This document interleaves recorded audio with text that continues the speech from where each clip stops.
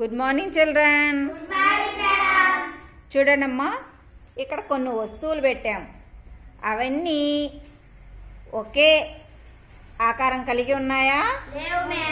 చూడండి, ప్లేట్ ఎలా ఉంది? రౌండ్గా ఉంది. మరి స్లేటు బాక్స్ టైప్ లో ఉంది. బెలూన్ రౌండ్గా ఉంది. బుక్ బాక్స్ టైప్ లో ఉంది. మరి వేపాకు ఇట్లా కోపులు కోపులుగా ఉంది. జామాకు ఇలా కొంచెం కోపుగా వచ్చి ఉంది. మరి డెటాల్ సోపు ఇట్లా బాక్స్ లాగా ఉంది. మరి టమోటా గాజు అగ్గిపెట్టె ఈ రింగు రౌండ్ గా ఉంది. మరి దారపు కండే రౌండ్ గా ఉంది. ఇక్కడ కూడా కొన్ని ఉన్నాయి చూడండి. కత్తెర ఇట్లా కోపుగా ఉంది. నడిమెజ్జ ఆ రింగ్స్ లో కూడా కొంచెం డిజైన్ గా ఉంది. నిమ్మకాయ రౌండ్ గా ఉంది. Ball ring round. మరి ఇది సమోసా టైప్ ఉంది. వెరీ గుడ్, సమోసా టైప్ ఉంది. మరి ఇక్కడ చూడ వాటర్ బాటిల్ ఇట్లా పొడవుగా ఉంది. ఇది ఆ ఎల్లో కలర్ది కోన్ ఐస్ క్రీమ్ టైప్ లో ఉంది. మరి ఆ చెప్పుల బాక్స్ పెట్లాగా ఉంది. మరి గ్లాస్ రౌండ్ లాగా ఉంది. మరి ఇక్కడ చెక్కతో చేసినవి చూడండి అమ్మా. ఇవి ఎలా ఉన్నాయి చూడండి. ఇదిగో ఇది బాక్స్ టైప్ లో ఉంది. ఇది ఇది ఎలా ఉంది? నలువైపులా సమానంగా ఉంది. 4 మూలలు ఎలా ఉన్నాయి?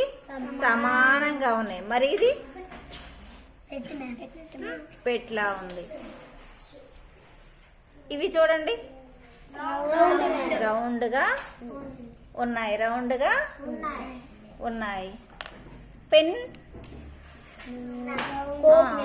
పొడవుగా ఉంది.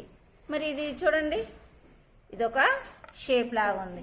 అంటే అన్ని వస్తువులు ఒకే షేప్ లో ఉన్నాయా?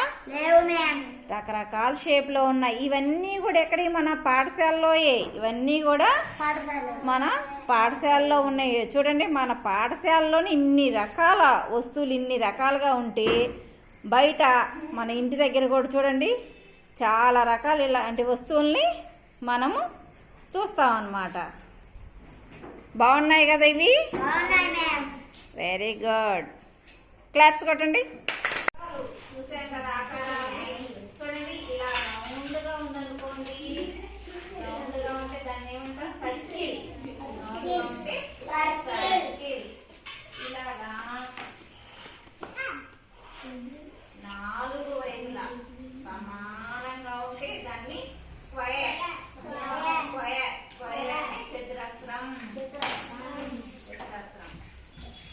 ఇలా చూడండి, ఇలా ఒకవైపు పొడవుగా ఒకవైపు తక్కువగా ఉంటే దీన్ని రెక్టాంగిల్ అంటే దీర్ఘ చతురస్రం.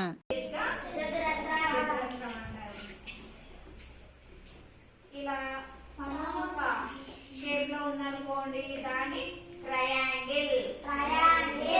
ఇది మీరు 3rd క్లాస్ 4th క్లాస్ వచ్చేటప్పుడు మీకు క్లియర్ గా అర్థమవుతుంది. ఓకేనా? సరే నాన్న.